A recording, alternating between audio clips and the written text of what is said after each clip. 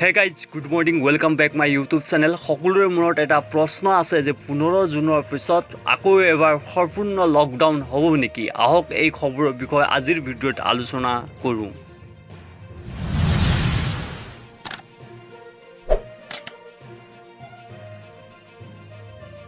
বৰ্তমান ভাৰতবৰ্ষত কৰোনা ভাইৰাছৰ সন্ত্ৰাস অব্যাহত আছে। বৰ্তমান সময়ত ভাৰতত এদিনত 10,000ৰো অধিক লোক কৰোনাত আক্ৰান্ত হয়। গতিকে সকলোৰে মনত এইটো প্ৰশ্ন উঠা স্বাভাৱিক। মই আপোনালোকক জনাই দিওঁ যে 15 জুনৰ পৰা আকৌ সম্পূৰ্ণ লকডাউন হ'ব। এইটো ফেক নিউজ।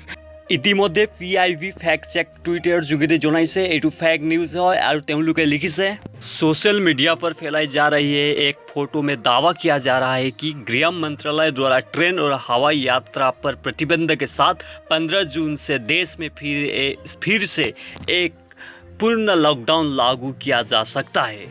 यह फेक न्यूज़ है और ये फेक न्यूज़ फैलाने वाले ऐसे भ्रामक फोटो से सावधान रहे। ये PIB फैक्ट चेक ने ट्वीट किया है। डियर फ्रेंड्स, আপোনালোকক যদি ভিডিওটো ভাল লাগিছে তেন্তে লাইক কৰি দিব আৰু আপোনালোকে যদি মোৰ চেনেলটো নতুনকৈ চাই আছে তেন্তে সাবস্ক্ৰাইব কৰি বেল আইকনটো বজাই দিব। ধন্যবাদ।